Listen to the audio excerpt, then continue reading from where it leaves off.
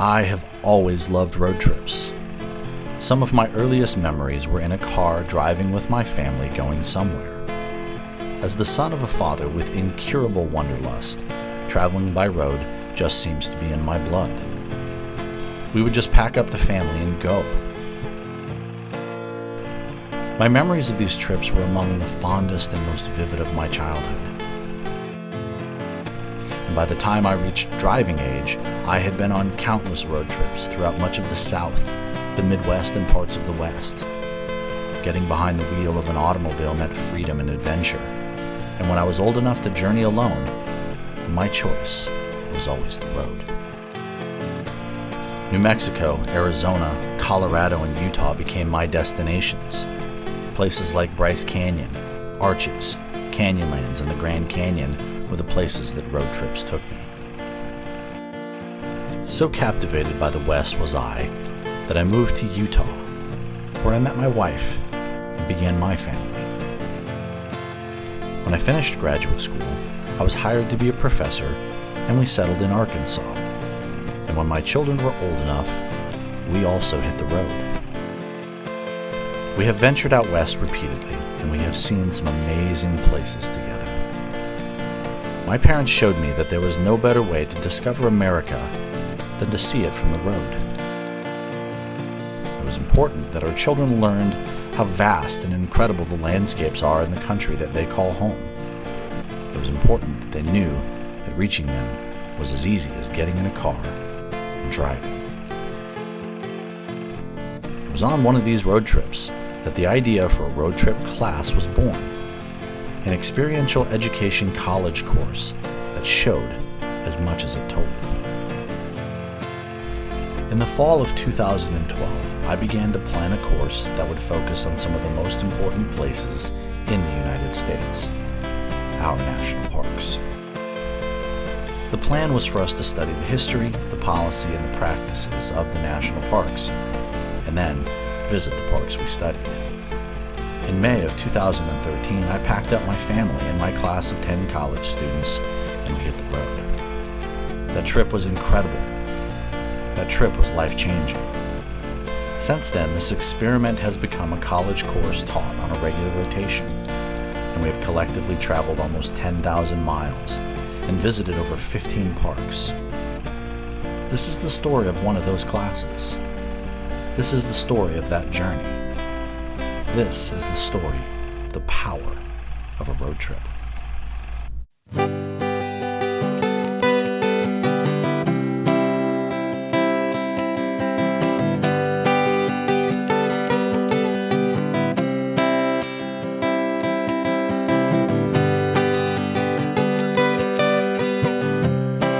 See America, and I think that is something that people in your position don't always get a chance to do or don't take the time to do. The reason why we're doing this class is because of this experience. Okay, I'm very passionate about experiential education.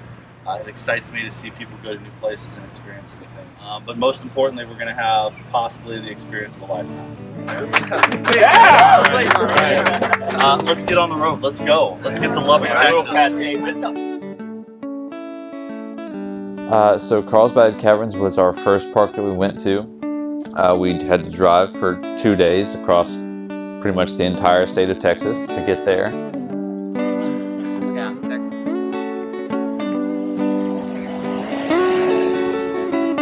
Show me the flag.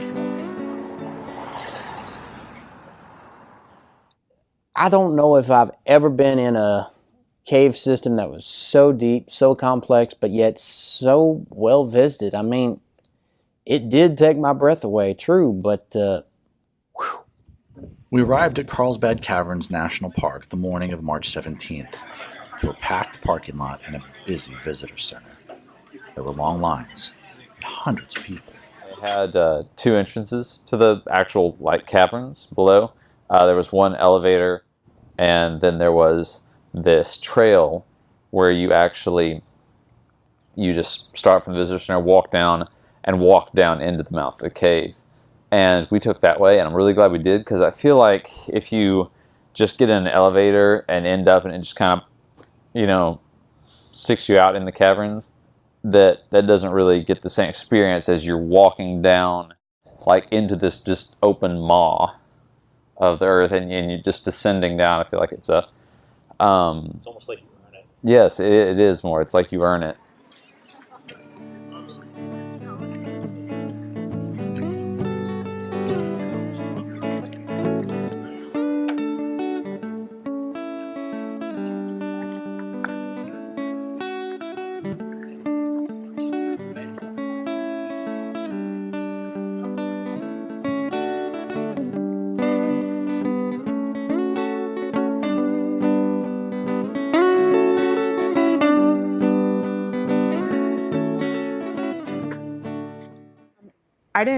When I think of national parks, I think of like mountains and trees, and I didn't think of a cave or it was sort of it was awesome going in. I just wasn't expecting it to have like lights and so many people around, but it was unique because you can kind of see nature in a different perspective. I think my favorite part was figuring out all the names for the little things. So like the little bumpy areas, that's called the popcorn, and then the long like ribbon looking ones, that's called curtains.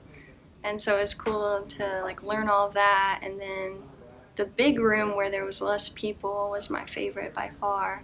Definitely had no idea it was gonna be that big. Like I had no idea. The pictures, and it's like so big that like no cameras can like actually capture it.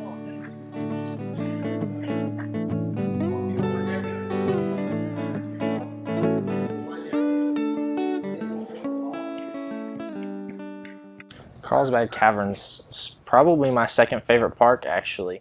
As small as it was, just showing up, it's unimpressive, and then like you walk down into the caverns, it's a whole new world that opens up, and it drops like 10, 15 degrees. It's, I don't know, breathtaking. We left Carlsbad Caverns in the early afternoon and traveled the 45 miles south back into Texas to set up camp at the Guadalupe Mountains National Park. This would be the group's first night of camping. I liked Guadalupe a lot. My favorite part was when we went to the sign to take like the picture. I like the grass and then like the mountains, and the mountains looked like, I don't know, they looked like they'd been scrunched together, and they had like these waves in them, and it looked really cool. In reality, it might be my second favorite park or third favorite park that we went to, like retrospectively, just because it was very different from, I guess you could say, like the big poster parks, like Grand Canyon and Zion and Arches, the ones that everybody knows about. But Guadalupe Mountains, it was just kind of, it was a lot more remote and really more actually wild feeling. So getting to Guadalupe, while pulling into the campsite we were doing, there's a sign that said the possible chance of high winds, and I was like, oh man, I mean, like I've been in one of those hurricane simulators at a mall, so this wind's not gonna be too bad.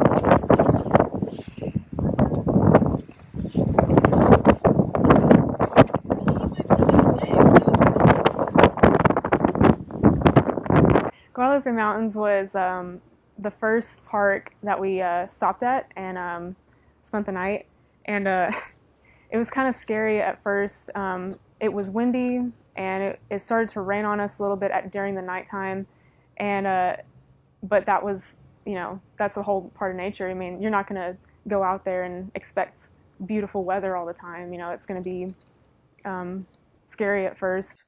So it would have been a smart idea to put our tent on the lowest ground so there's not as much wind, but Tristan, my tent buddy, decided to put it as high as we could. And wasn't much wind breaking for us there, so especially that night, there's a lot of wind and rain, and it's hard to sleep, just the tent smacking you.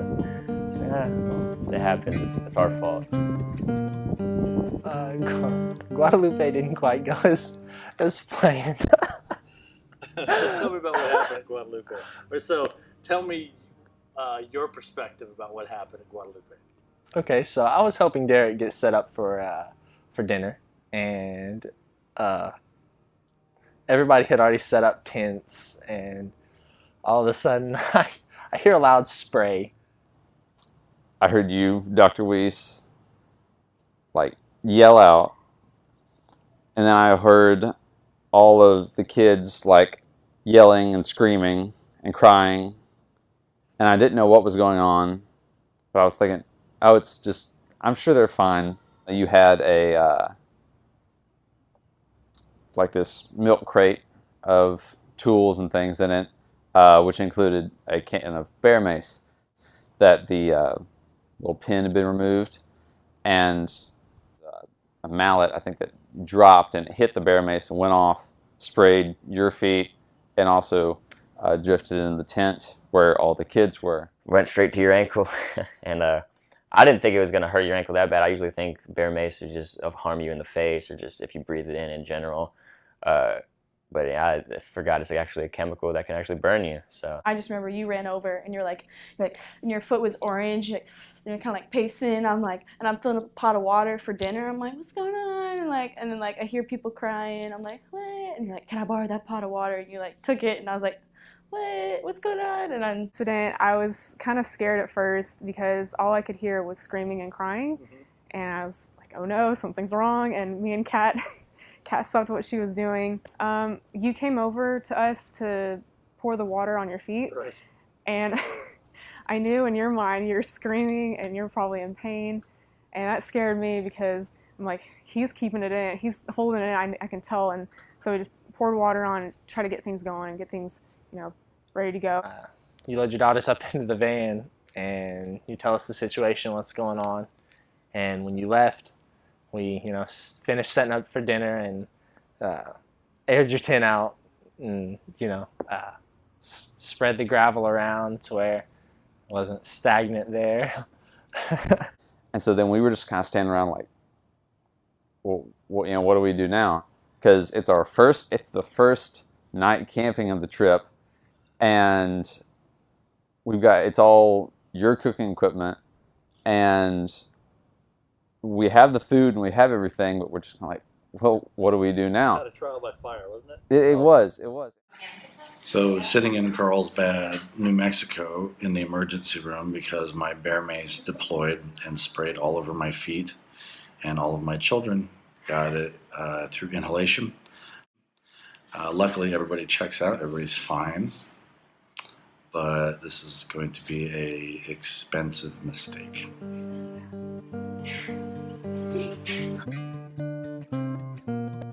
After being released from the emergency room well after midnight, my family and I stayed in Carlsbad, New Mexico, leaving the group to camp in the Guadalupe Mountains on their own.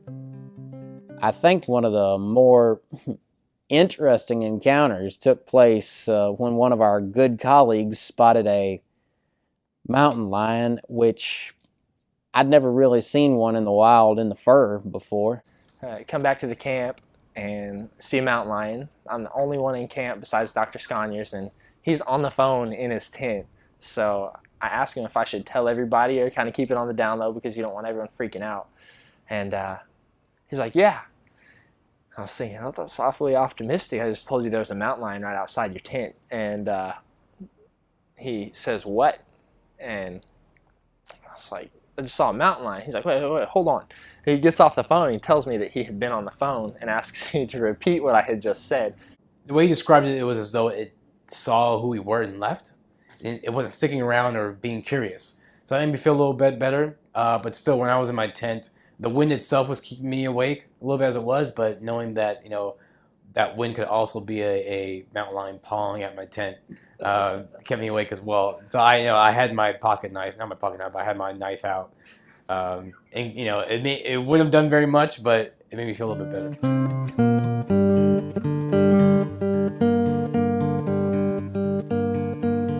But we did still get to hike back up into the mountains a little way, and it was just like the views were great. It was an entirely different, I guess, kind of biome than I'd ever been in before, and really different from any other we went to on the trip. And it was really beautiful. I'm also a Cormac McCarthy fan, and that's just where so much of his stuff is set, is right in the Guadalupe Mountains, so I was kind of geeking out over that. So we decided to go on the Devil's Hall Trail because they said it was pretty scenic. We went to the visitation center. They told us this is probably one of the best ones you can go on if you guys are in a time crunch. My favorite part about the Devil's Hall, the trail, was the fact that it changed in elevation and it changed in different terrains the whole way through it. So you'd be walking up a mountain that's just a gravel road, not even a road, just a gravel trail, and then it just starts going into like little big rocks, just like a steep climb down, and then there's just a bunch of like a waterway where a river used to be, where just a bunch of rock beds are that you have to climb over.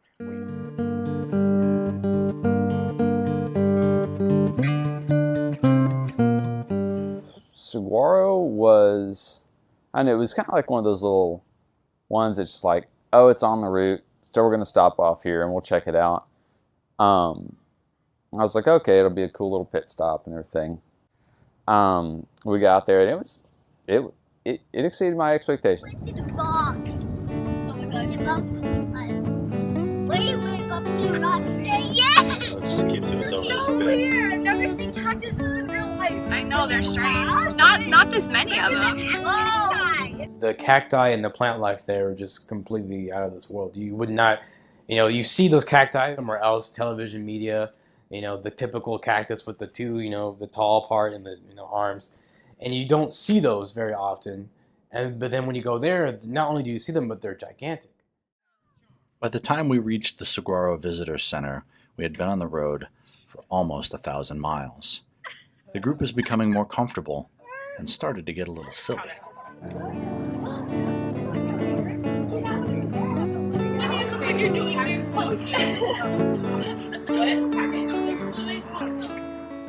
It's just a really cool place in general. Like really different. Like the cactuses were like equivalent of trees here. They're just everywhere.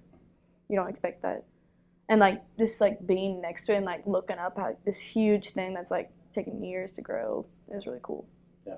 Makes you feel like a small person next to a huge cactus. It was incredible, but the views were absolutely gorgeous, and those petroglyphs amazed me. I mean, they've survived for what, 2,500 years perhaps?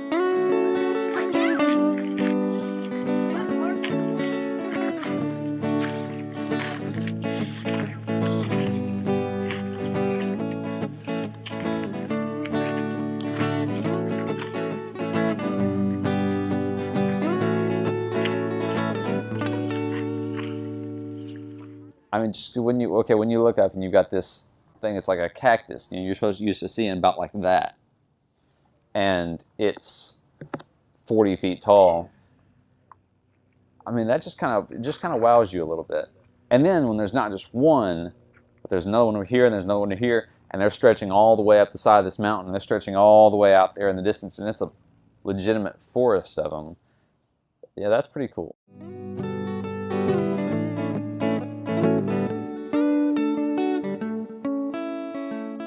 I was prepared for Grand Canyon, all right? I was ready. I knew what I was going to do.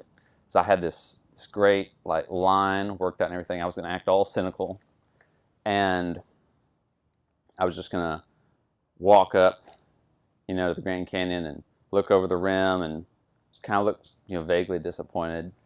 And then I was going to look around at all the big crowd of people and the commercial tourism and everything. And I was going to turn to whoever was closest to me and say, well, that's a larger than average hole in the ground. And it was going to be great. And I was going to be all like hard-boiled and everything. I got up to the canyon rim and we just walked up like through these, juniper trees, and just boom, there it is. And I just could not summon up that much cynicism, It was just really a take your breath away moment. It's breathtaking for sure, but getting to see everything from different angles, I don't know. Pictures don't do it justice. You say that in every single park you go to on this trip, but the Grand Canyon really is another beast in itself. Because I always considered wilderness as something that you see in Arkansas. For example, a bunch of trees, wildlife, and it's all recluse and there's moss on the trails. Not a lot of people go on it. And then like as the trip proceeded, I realized, oh, this cave is wilderness.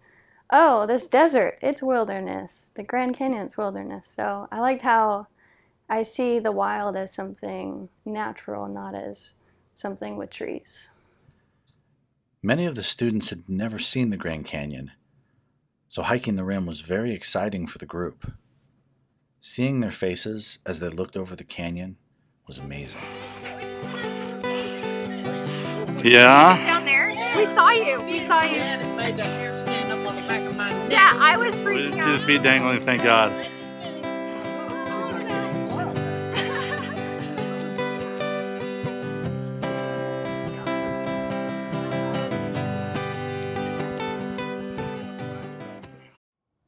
And it's crazy because, you know, I mean, I'm sitting on a paved trail with a metal railing in between me and this thing. And we got out to Mather Point, and there's 40, 50 people out there with us who are all snapping pictures and doing, the typical touristy things, speaking in 3 or 4 different languages and in a variety of accents. But yet, this canyon that's out there is still amazing. And everyone who's there is experiencing this thing together and enjoying it together and like smiling and laughing and taking pictures for each other. People who like barely speak English or whatever are taking a picture for each other, and it was just kind of like because I looked at the canyon and that was of course incredible, but then just that like I guess that the way it was kind of brings like all those people together, and it's brought all these people from these disparate lifestyles and backgrounds together, and they're just enjoying this thing.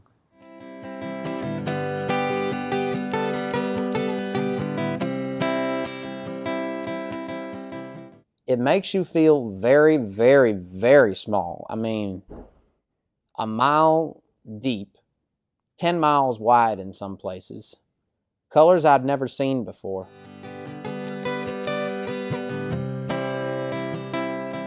What did you think about that drive from Grand Canyon to Zion? I'm just like, it was phenomenal. I couldn't really, I know it's dangerous, but I couldn't like keep my eyes on the road and just like look around at the same time. You were the one driving? Yeah, and I had the privilege to drive. Okay. That was really cool to drive through Zion because I don't see that a lot. Anna is just like, I'm driving and I'm looking up, I'm like, Christina, take a video for me. But yeah, it was really cool. It really I guess captured the West for me. That road definitely did, like the movies. And then we saw someone actually filming like a commercial or something, or a movie. But yeah, it makes sense. Like it literally, like you look at it and you're like, no, this is the West. Yeah, it's just the bridge. This bridge scared the bejesus out of me. I liked the color, like the river was dark green, and then the canyons were just this brown, and it looked beautiful with the blue sky. And Jake and I we tried to figure out how far the bridge was from the Colorado River, and so we spit, and we'd count how many seconds it would take to hit the water. It took like 5 seconds, and Jake was like, okay, well, I don't really know how long that is. And so he spit to this like metal sheet that's underneath, and he's like, okay, that's about 100 feet, and it took 1 second. So he times it, and it's 500 feet, right? Mm-hmm. And so I go inside the gift shop, and I was like, how far is this bridge from the river? And she said, it's about 500 feet. And so I just thought it was cool. Nice. That, English major and a science major where we're using math to figure out how high up a bridge Your was. teachers would be proud. Yeah. Go high school algebra. Looking at the Colorado River from the Navajo Bridge is truly one of the best parts of the drive from the Grand Canyon to Zion National Park. The view of the red Vermilion cliffs and the green water is a sight to behold. So Zion, it was definitely my favorite by far. And I mean, I'm biased a little bit because I was researching it and I kind of knew more about it. I've got this water bottle that I bought there. It's a Zion Canyon Nalgene. It says on it, like, no place on earth. And I really believe that. Like, because it's unlike any place I've ever been to, read about, heard of, or seen in pictures. The drive into it was absolutely amazing.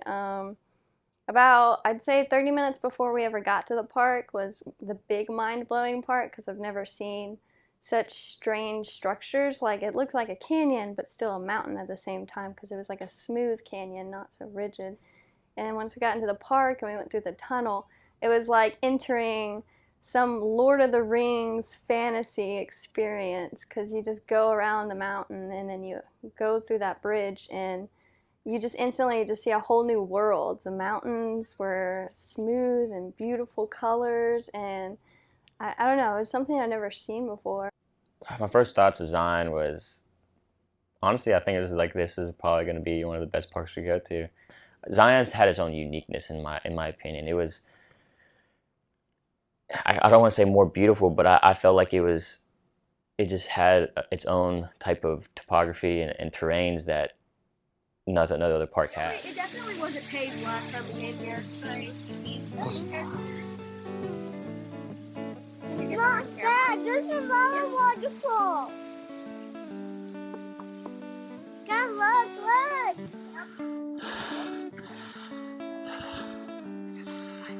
Yeah, they're helped with a traffic jam anyway.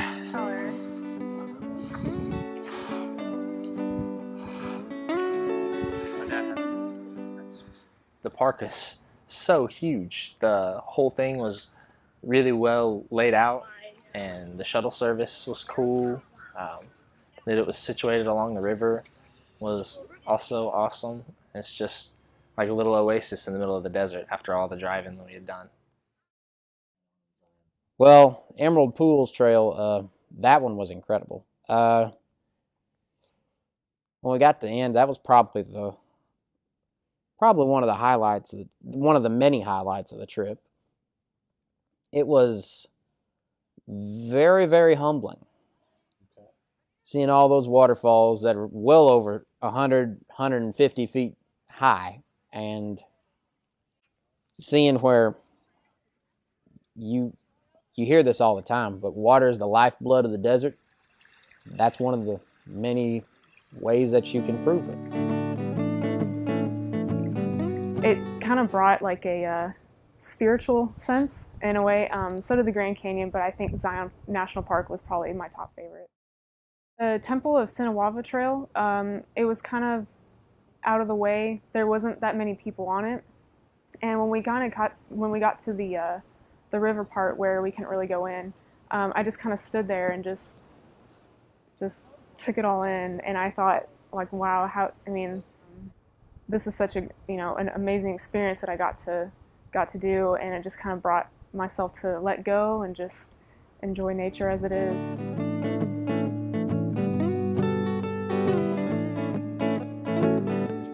That was probably the best bit of camping over the whole trip. I'm not going to lie. What made it the best? Well, the fact that we were able to just sit back, relax, take it in. We had a good group of people all the way through, but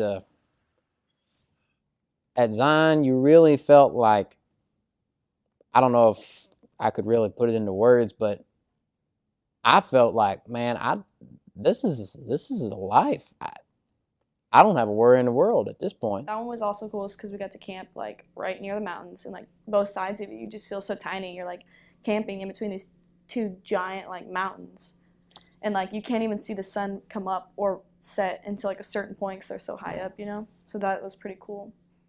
And just like coming out of the tents in the morning and looking up and having the canyon walls just like rising up above you, and the watchman over here with the sun like coming up kind of behind it, that was really just incredible.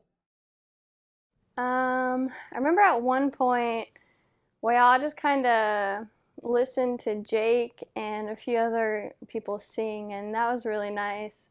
I think they sang like Constant Sorrow or something like that by the Soggy Bottom Boys. So that was enjoyable. And One of my favorite things about camping anywhere, anytime, has always been just when you've got a fire and everyone's just kind of clustered around it, you know, staring into the flames. And there's nothing even very, that's what you might seem like is entertaining about that, but every time I go camping, I'm like, well, it's, you know, it's been dark for 2 hours now, so I'm probably going to go on to bed. But when you're just sitting around that campfire and like staring into the coals and everybody's just talking and maybe you've got somebody picking a guitar or playing some music or something, that's one of my favorite experiences. And we got to have that at Zion, which I really enjoyed. I liked how at that point in time, since it was so far into the week, we actually got down who's going to cook, you know, how is it all going to go down, who's going to do dishes, and it became really easy to set up camp and then sit down at a fire and talk. And I really like that. I opened my tent and I saw Weast walking. Well, I think it was Weast. He was walking straight through our camp. No, he was. Like, I thought I saw him. So, Erica, what are we having for breakfast? Huevos rancheros. Nice. Wait.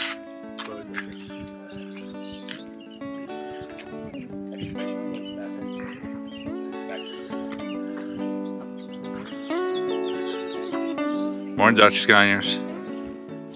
Michelin Man. So these trips are nice in that you can sort of be less formal with the students and have conversations with them that you would have otherwise in the classroom or on campus.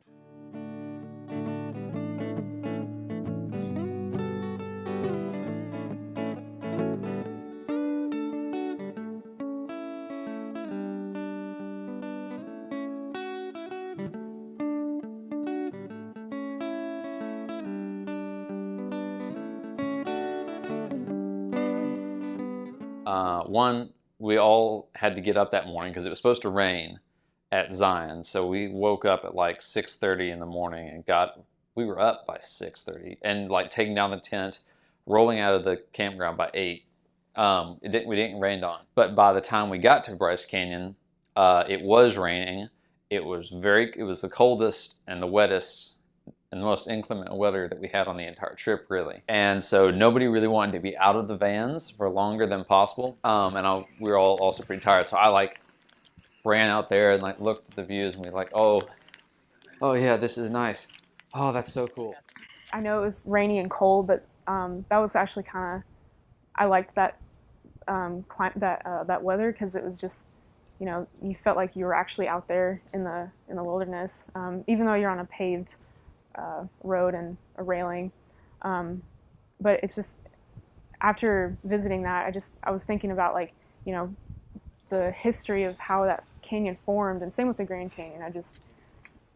You know, it's unimaginable how those canyons formed, and it's mind-blowing. And then the rock formations is just beautiful, and all the ridges and the dig outs from all the seeing that really high places and looking out and seeing the sort of the cuts in the rocks and everything, how it's almost like fingers going through and sort of sculpting everything. The hoodoos were amazing. It was really misty, so you couldn't see very far, but I kind of appreciated that because you could look out and you could only see the hoodoos and then a white mist in the background. And I don't know, I liked how it was kind of a mystery, I guess, while we looked out.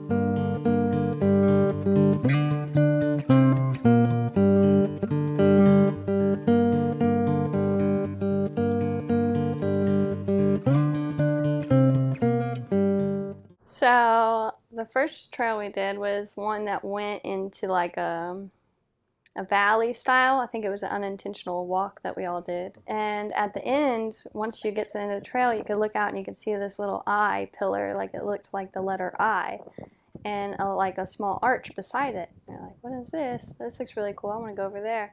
And then the next viewing site we went, I was actually there. So it was pretty cool to get an idea of how far it was, because we were like, oh, we can walk to that. It's like a few miles. And no, it was probably like 20 miles away.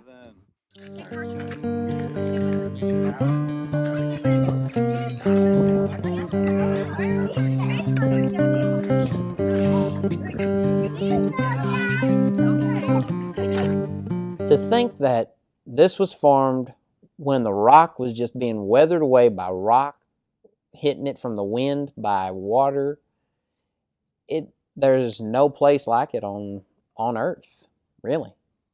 Kind of reminded me of that book, Desert Solitaire, with Edward Abbey, and me and Jake were making quotes, and we traveled along through a trail. Apparently that's where Edward Abbey was, and that was cool how I was in the same park as he was, and it was just kind of one of those moments that, you know, this is a place I may never get to see again, and just hopefully I will, but take it all in at that point. And yeah, the hiking and just being with the group, and I think being with the group is probably makes it better. Did a little bit of stuff that evening, but then went and got in a hotel, went to the Moab Brewery, had a fun time. And then the next morning, we woke up pretty early, not quite like as early as we'd originally thought about, because we'd originally planned to hike up to Delicate Arch at sunrise. Didn't get to do that, but we got up early. Started driving out there about 7:30. So I think it was around 8, because the sun was just coming up as we were driving into Arches, and it was absolutely beautiful because you had this like cloud ceiling really low right over everything.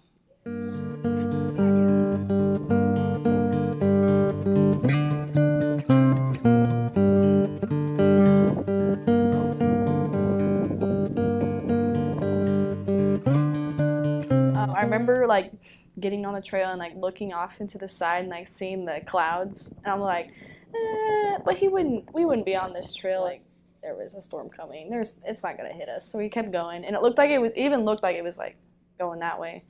And then like we got like right to the sheetrock part where it's like exposed rock, and then like I turned around and looked, and I saw like it was kind of coming. I was like, But we kept going a little bit further, at least to get to the top of it, and then turn back around. But when we got to the top of it, that's when the weather quickly came into play. And we were like right there at the Delicate Arch, like, you know, almost could see it. But then it started thundering pretty bad, and you know, you yelled, "All right, we're going back, we're turning around." And I was like, I don't know, what are we turning around for? I mean, it's fine. And then turn around and look and saw that those, you know, like that ink soup that had been off in the distance, it was kind of cool looking, was now like right on top of us. We hear you say to turn around, and Jake echoes you and tells us to turn around. So we turn around and we see the storm rolling in, and it's on us at this point. And as soon as we leave the, like, I guess canyon area where the like slot trail was, it starts hailing.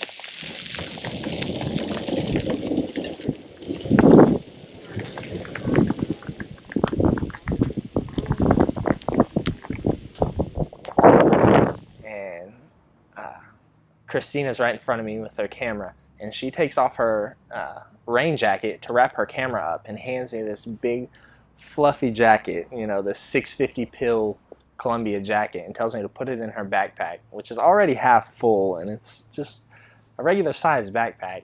So I'm sitting there getting hailed on by pea-sized hail and 40-mile-an-hour winds, trying to put this camera in a backpack rather than getting behind the tree. It's like, wow, this rain like really hurts. Hurts really bad, and it must be because it's dry or something. And Jake's like, no, that's hail. I was like, oh no. And so him and I are ducking under this bush, and it was me, him, and Derek, and we were ahead of you guys. So we were like ducking under this bush trying to hide, and Derek's like trying to get pictures, and we're like, get under this bush.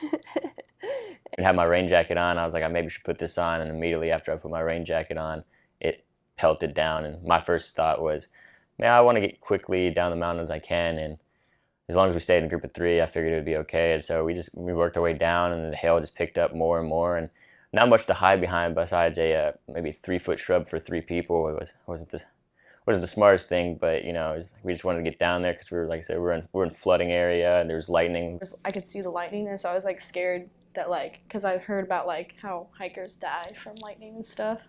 So I was like, oh my gosh, we're gonna all get electrocuted on this rock, exposed rock. And I was like, we gotta get off this rock.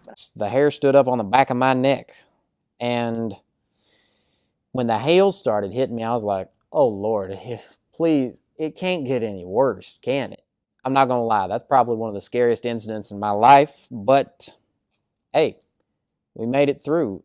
By the time we make it to the bottom, just kind of reflecting on what all just happened, trying to take it all in. It's wild. I know it was dangerous. I know we're smiling about it now, but I wanted to say during that moment, this is the coolest thing ever, but I didn't want to. I know, just, stay calm. But to witness that in a desert was probably the best experience, because who gets to say that they witnessed a hailstorm in the desert?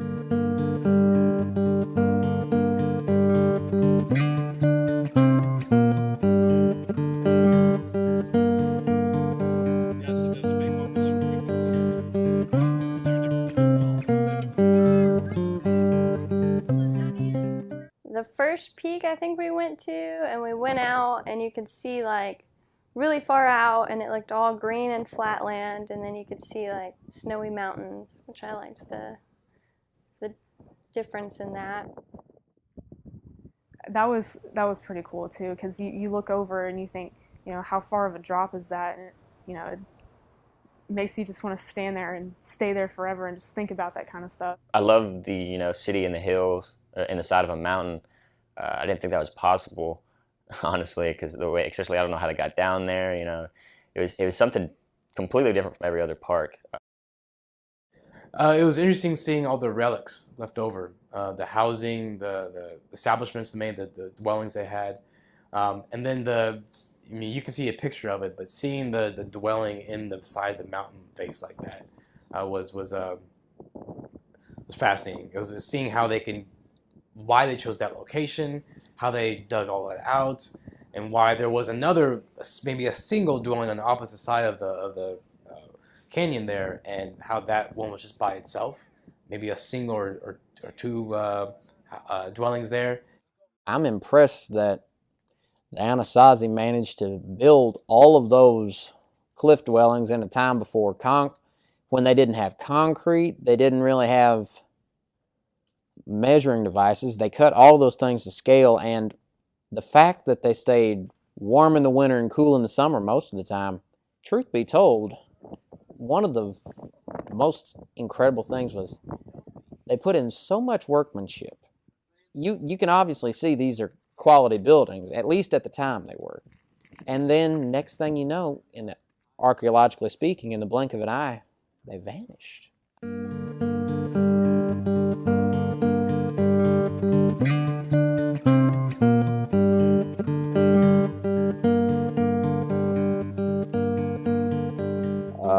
It was awesome overall, I'd have to say. Just all the parks were great. All the people were great. It was a great group to go with.